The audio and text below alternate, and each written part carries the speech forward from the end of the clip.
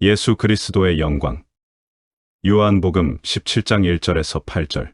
예수께서 이 말씀을 하시고 눈을 들어 하늘을 우러러 이르시되 아버지여 때가 이르렀사오니 아들을 영화롭게 하사 아들로 아버지를 영화롭게 하게 하옵소서.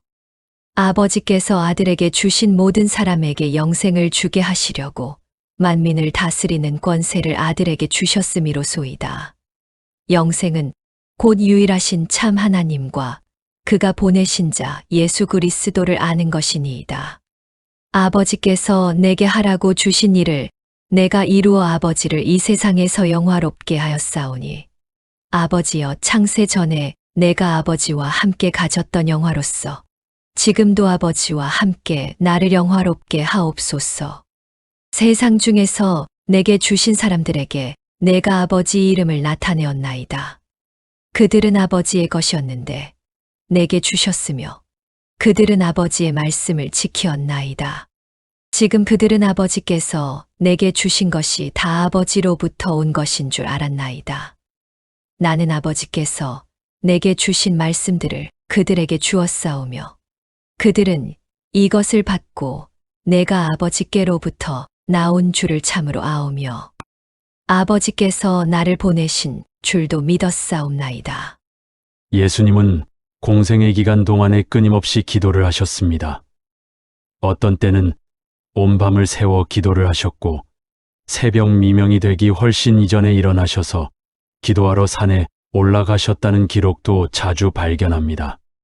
예수님은 제자들을 선택하기 전에도 밤을 새워 기도를 하셨고 겟세마네에서는 땀방울이 핏방울이 되도록 기도하셨습니다.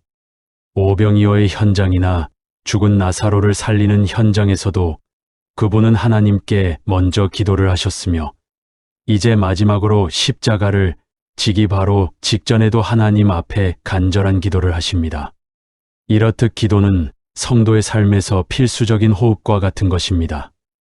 그리고 기도는 아버지와 아들 된 자의 긴밀한 대화입니다. 따라서 하나님의 선택과 은혜로 그분의 아들이 된 성도들은 아버지이신 하나님께 대화를 즐겨 하게 되는 것이 정상입니다. 종이나 외인들은 주인에게 함부로 말을 붙일 수가 없습니다. 그러나 아무리 무서워 보이는 주인도 아들이 와서 자기 이야기를 할 때에는 그것을 즐겨 듣는 것처럼 우리도 하나님 아버지께 우리의 모든 사정과 삶의 이야기를 터놓고 아뢰 수 있어야 하는 것입니다. 하나님의 주권과 예정을 마치 숙명처럼 여기고 기도할 필요를 유보하고 놓치고 있는 것이 오늘날 우리의 모습입니다. 우리가 믿음을 가지고 이 땅을 살다 보면 하나님께서 성경을 통하여 계시해 주신 하나님의 언약들이 과연 그렇게 될까 하는 의심과 불안 속에서 흔들릴 때가 있습니다. 왜냐하면 우리는 아직까지 불완전한 옛몸을 입고 있고 대적이 우리를 수시로 흔들기 때문입니다. 그렇게 흔들리고 연약한 가운데에서도 전혀 기도하지 않는 사람들은 믿음이 좋은 것이 아니라 하나님의 도우심을 기대하지도 않고 아예 포기해버린 사람들입니다. 기도는 우리가 하나님을 믿으며 또한 하나님의 약속들을 확신한다는 믿음의 가장 좋은 표현 방식입니다. 우리가 무릎을 꿇고 하나님을 우러러보며 하나님께 아뢰일 때만큼 우리의 믿음을 강하게 선포하는 때는 없습니다. 하나님의 주권과 그분의 권능을 인정하지 않고 어떻게 기도라는 것을 할 수 있습니까? 따라서 기도는 우리의 믿음을 고백하는 행위인 것입니다. 그러므로 건전한 성도의 기도는 자기의 요청과 간구로 일관될 수 없습니다. 기도는 당면한 문제의 해결이나 소원 성취를 목적으로 하는 것이 아니라 마음의 평강과 신앙의 성숙을 목적으로 하고 있는 것입니다. 수고하고 무거운 짐 진 자들아 다 내게로 오라. 내가 너희를 쉬게 하리라. 나는 마음이 온유하고 겸손하니 나의 멍에를 메고 내게 배우라. 그러면 너희 마음이 쉼을 얻으리니. 마태복음 11장 28절에서 29절. 하나님은 우리의 무거운 짐을 다 짊어지고 하나님 앞에 나아가 엎드렸을 때 문제를 해결해 주시는 것이 아니라 우리의 마음이 쉼을 얻게 해 주십니다. 그러니까 우리의 기도가 응답을 받고 못 받고는 두차적인 문제이며 차후의 문제입니다. 우리가 어떤 문제로든 하나님 앞에 나아가 엎드렸을 때에 하나님은 기도를 통하여 우리의 마음을 만지시고 새롭게 하신다는 것입니다. 우리는 아무리 황급하고 위급한 기도 제목이 있다 하더라도 일단 하나님 아버지께 다 아랜 후 그 일을 통하여 하나님께서 자신에게 어떤 선한 유익을 주시려 하시는지를 꼭 물으셔야 하는 것입니다. 본문 1절을 보면 예수님께서 때가 이르렀다는 말씀을 하십니다. 그때는 예수님께서 십자가를 지고 죽는 때를 말하는 것입니다. 그런데 예수님이 그렇게 십자가에서 죽는 사건으로 아들이 영화롭게 되고 하나님 아버지가 영화롭게 된다고 합니다. 우리의 관점으로는 선뜻 이해가 어려운 그런 내용입니다. 예수님의 십자가 죽음과 하나님의 영광, 그리고 아들의 영광이 무슨 연관이 있는 것일까요? 유다가 예수님을 팔러 나가자마자 예수님 당신이 영광을 얻으셨다고 하십니다. 그 말은 아직 일어나지 않은 것이지만 그것이 기정사실이라는 것을 강조하기 위해 쓰인 말입니다. 하나님은 예수님의 성육신과 순환의 순종을 가리켜 내가 이미 나를 영광스럽게 했다고 말씀하시고 앞으로 예수가 지실 십자가를 겨냥하여 내가 또 다시 나를 영광스럽게 하리라고 말씀을 하십니다. 우리는 영광이라는 단어를 너무 겉모양으로 이해를 하고 있기 때문에 자칫 오해를 할 수 있게 되는 것입니다. 성경에 나오는 영광이라는 말은 국어사전에 나오는 빛나는 영이라는 의미와 하나님과 하늘의 것이 눈에 보이도록 계시된 상태를 둘 다 아우르는 단어인 것입니다. 그렇다면 오늘 본문에 나오는 영화롭게 하다라는 단어는 어떤 의미로 쓰인 것일까요? 본문 1절에 예수님께서 때가 이르렀사오니 아들을 영화롭게 하사 아들로 아버지를 영화롭게 하옵소서라고 기도를 하십니다. 그리고 다시 4절과 5절에서는 내가 이 세상에서 아버지를 영화롭게 하였사오니 창세전에 내가 아버지와 함께 가졌던 영화로서 지금도 아버지와 함께 나를 영화롭게 하옵소서 하고 기도를 하십니다. 예수님은 하나님께 죽기까지 순종을 하심으로 하나님을 영광스럽게 했습니다. 그것은 예수님의 순종에서 하나님의 공의와 사랑과 인내와 하나님의 용서하심, 인자하심, 온유하심 등이 예수님을 통하여 드러났기 때문입니다. 그게 하나님의 영광입니다. 그렇게 하나님을 향한 하나님에 대한 지식과 견해가 올바로 드러난 상태가 영광입니다. 그러한 예수님의 순종으로 하나님이 하나님의 자리에서 하나님으로 인정을 받으십니다. 그러니까 예수님의 순종에서 하나님의 성품과 하나님의 하나님 되심이 드러나게 되므로 하늘에 계신 하나님이 세상에 계시가 되며 그러한 순종으로 말미암아 하나님이 하나님으로 인정이 되는 일이 일어나게 되는 것입니다. 그게 영광입니다. 그러니까 하나님의 영광은 그 본체에서 발산하는 영광을 가리키기도 하지만 그 본체의 영광이 다른 존재에게서 반사적 영광으로 드러나게 될 때 그것 또한 하나님의 영광이라고 말할 수 있는 것이고 그렇게 다른 존재에게서 하나님의 영광이 눈에 보이도록 반사가 되고 계시가 됨으로 하나님이 하나님으로 인정을 받게 되는 그 상태를 가리켜 하나님을 영화롭게 한다고 말을 하는 것입니다. 그렇다면 본문 5절에서 예수님께서 요구하시는 지금 이 세상에서 아버지와 함께 나를 영화롭게 해달라는 기도는 이제 곧 십자가를 지고 하나님이 시키신 일의 절정에 도달해야 하는데 그 일이 얼마나 고통스러운 일인지 예수님 자신도 피하고 싶으실 정도였습니다.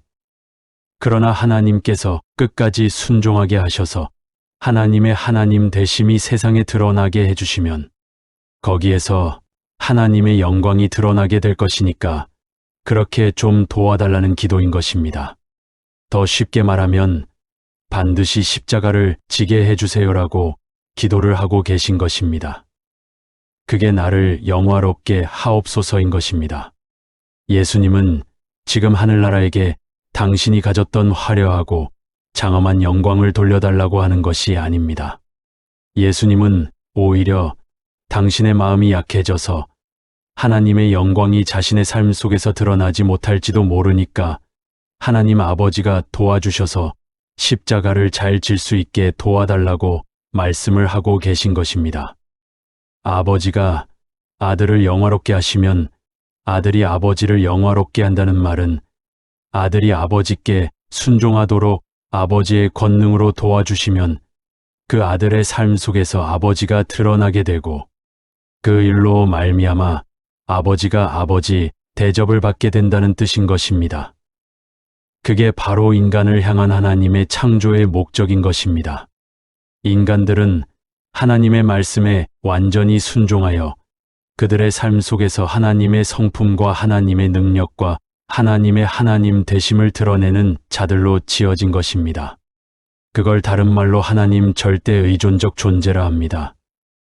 인간은 지어질 때부터 하나님을 알고 그로 말미암아 하나님을 영화롭게 하는 자로 지어졌던 것입니다. 그런데 인간들이 하나님을 영화롭게 하는 삶에서 타락을 하여 하나님의 영광을 드러내는 삶을 포기하고 그 영광을 썩어질 형상의 우상으로 바꾸어 버린 것입니다. 그것에 대한 구체적인 예가 금송아지 사건입니다. 모세가 시내 산에서 하나님으로부터 율법을 받아 내려왔을 때 그 아래에서 아론과 함께 이스라엘이 하나님의 형상을 만들었습니다. 그런데 그 형상이 금송아지였습니다. 그 금송아지는 그들이 애굽에서 섬기던 풍요의 신 아피스의 암소와 하돌의 황소를 본따 만든 것이었으며 그들이 앞으로 들어가 살게 될 가나안 지방의 풍요와 다산의 신이기도 했습니다. 그러니까 그들 마음속에 하나님은 풍요와 다산을 주는 그런 존재였지. 자신들에게 하나님의 생명인 영생이라는 영원한 생명을 선물하실 전지전능하신 하나님이 아니었던 것입니다. 그래서 그들은 금송아지를 만들어 놓고 이가 우리를 애굽에서 이끌어낸 하나님이다라고 부른 것입니다. 하나님을 목숨 걸어 섬긴다고 하던 그들의 마음속에 있는 하나님을 형상으로 만들어 보라고 하니까 송아지가 나오더라는 것입니다. 그건 곧 자신들의 영광을 위해 하나님을 방법과 수단으로 동원하도록 하는 마귀의 삶의 원리인 것입니다. 썩지 않을 하나님의 영광을 위해 하나님께 온전히 순종하며 살아야 할 자들이 썩어질 이 세상의 풍요를 추구하며 자신의 영광을 위해 살게 된 것, 그것이 타락이며 죄라는 것입니다. 그런데 주님께서 십자가로 말미암아 당신의 백성들에게 다시 그 영광을 회복시켜 주신 것입니다. 예수님께서 하나님께 받은 영광을 성도들에게도 주셨다고 말씀을 하고 계십니다. 예수님께서 이 땅에서 하나님께 받은 영광은 죽기까지 순종하여 십자가를 지는 것까지 감내하는 절대 순종의 삶이었습니다. 그렇게 함으로 해서 주님은 하나님의 뜻을 온전히 이루어 하나님과 하나가 된 것입니다. 그게 하나님이 주님께 주신 영광입니다. 그런데 그 영광을 성도들에게 주었다는 것은 성도들 또한 자신들의 꿈과 야망을 접고 하나님의 뜻을 좇아 죽기까지 순종하는 자로 만들겠다는 예수님의 의지를 말하는 것입니다. 예수님은 성령으로 오셔서 우리 안에 내주하시며 반드시 우리를 하나님의 영광을 드러내는 절대 순종의 자리로 이끌어 가신다는 말입니다. 그게 우리에게 주어진 영광입니다. 그런데 예수를 믿는다고 하는 사람들도 땅의 영광을 추구하며 사느라 하나님을 도구요, 방법으로 동원하여 사는 이들이 많이 있습니다. 그리하여 그들은 이 세상의 헛된 것들을 쌓아서 하나님 앞에 내어놓고 하나님께 영광을 돌린다고 말하는 것입니다. 그러나 하나님의 영광은 하나님의 것이 계시되는 것이고 하나님의 자랑이 되는 것입니다. 하나님은 우리가 이 땅에서 아무리 훌륭한 업적을 이루어낸다 할지라도 그것으로 자랑스러워하지 않으십니다. 하나님의 자랑은 하나님이 주신 하나님의 일을 열심히 수행해내는 백성의 순종, 그리고 거기에서 나타나는 하나님의 성품, 그것이 바로 하나님의 자랑인 것입니다. 하나님의 기쁨, 자랑, 영광은 하나님 백성들이 고난을 감수하며 하나님의 말씀에 순종하여 하나님과 하나님의 이웃을 위해 그들의 수고를 감수할 때 나타나는 것입니다. 하나님은 당신의 영광을 드러내기 위해 예수에게 십자가를 지게 하셨습니다. 십자가에서 하나님의 사랑과 인내와 온유와 절제와 공의와 오래 참음이 드러났습니다. 그런데 우리 주님께서 그 하나님의 영광을 우리에게 넘겨주고 가셨습니다. 따라서 우리의 삶 속에서도 십자가가 드러나야 하는 것입니다. 내 뜻과 내 야망이 떠나가고 하나님의 뜻과 하나님의 일이 이루어지는 십자가의 삶이 내 삶 속에서도 드러나야 하는 것입니다. 하나님께서 예수님께 주신 일은 십자가를 지고 죽어 당신의 택한 백성들을 구해내는 것이었습니다. 그렇다면 우리에게 하라고 주신 하나님의 일은 무엇일까요? 사람들은 영생하도록 있는 양식을 위한 일을 자기들이 해내야 하나님께 이 세상의 것들로 보상을 받을 수 있는 여러 가지 종교 행위들로 알고 있습니다. 하나님께서 주시는 어떤 좋은 것을 위해 내가 할 수 있는 일들이 있을 것이라 생각하고 있는 것입니다. 신앙을 마치 거래처럼 생각하고 있는 것입니다. 그런데 주님께서 하루에 기도를 3시간씩 하라던가 11조를 빼먹지 말고 하라던가 매년 꼬박꼬박 단기 선교를 가라던가 열심히 구제에 힘쓰라고 말씀하지 않으시고 하나님의 보내신 자를 믿는 것이 하나님의 일이라고 답을 주셨습니다. 그러니까 우리가 해야 하는 하나님의 일은 예수를 잘 믿는 것밖에 없다는 것입니다. 그런데 믿음은 하나님께서 주시는 것입니다. 그렇다면 지금 주님께서 요구하시는 하나님의 일, 예수를 잘 믿는 일은 무엇을 가리키는 것일까요? 믿음을 받은 자로서 믿음을 발휘하며 사는 신앙인의 삶을 말하는 것입니다. 그게 하나님의 일입니다. 가난하고 못 배우고 변변치 못한 직업을 가지고 있는 사람이 하나님의 백성으로서 당당하고 기쁘게 행복하게 살아내는 것이 하나님의 일입니다. 많이 가지고 많이 배우고 높은 지위에 앉은 사람이 그것이 진짜 힘이 아니란 것을 알고 겸손하게 다른 이들을 섬기는 것, 하나님의 일입니다. 즉 보이는 것을 의지하여 교만을 떨고 자랑을 하거나 그것을 가지지 못했다고 해서 부끄러워하고 기가 죽어지내는 이들은 예수를 믿는 믿음을 발휘하고 있지 못하는 것입니다. 예수만이 믿음의 대상이 되어 있는 자, 그가 바로 하나님의 일을 이루고 있는 자이고 그가 바로 하나님의 영광을 위해 사는 자인 것입니다. 우리 성도는 하나님의 영광을 위해 존재해야 합니다. 그런데 이 땅에서 하나님의 영광이 나타나기 위해서는 잘 참아내야 하는 일과 용서해야 하는 일, 섬겨야 하는 일, 사랑해야 하는 일 등이 우리에게 닥칩니다. 그 상태에서 순종하는 것이 하나님께 영광이 되는 것이고 거기에서 하나님의 영광이 세상에 밝히 선포되어 드러나는 것입니다. 그래서 성도의 삶에 고난이 없으면 안 되는 것입니다.